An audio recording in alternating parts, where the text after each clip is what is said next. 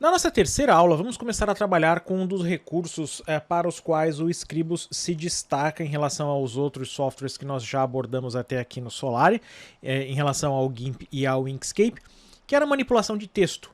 O Scribus ele tem ferramentas muito mais avançadas, muito mais dedicadas ou especializadas na inserção e na manipulação de texto em documentos. E uma das coisas que eu quero mostrar para você antes que nós comecemos ou que nós possamos começar efetivamente a trabalhar com texto no Scribus é como é que você vai conseguir esse texto. Geralmente em programas de design ou então em cursos, programas educacionais relacionados com editoração gráfica, conseguir um texto para você trabalhar é um desafio, porque você precisa copiar um texto, você precisa usar um texto como referência só para que você crie um documento. Geralmente, nesses tipos de iniciativas, é usado um texto em latim chamado Lorem Ipsum.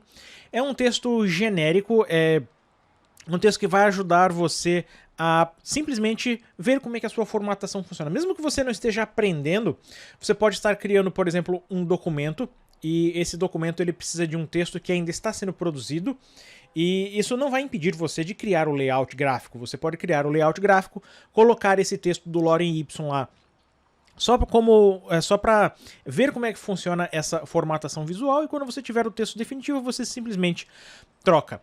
Existem vários sites na web que ajudam você a criar esse texto, esse Lorem Ipsum.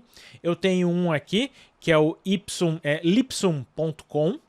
Ele é gratuito, você escolhe aqui, por exemplo, a quantidade de parágrafos que você quer. Você pode colocar, por exemplo, 7 parágrafos. Pedir para ele gerar o Lorem Ipsum e ele vai gerar o texto em latim para você. E claro, aqui o que você vai fazer é selecionar o texto, copiar ele e nós vamos poder usar esse texto lá no Scribus. Então, se você não tiver um texto, se você já tiver um texto qualquer, ótimo, sem problema nenhum, você pode usar o texto que você quiser. Mas caso você não tenha, nós podemos usar aqui o Lorem Ipsum como que fosse só um texto temporário que vai servir para conhecer como é que funcionam as ferramentas de edição de texto do Scribus.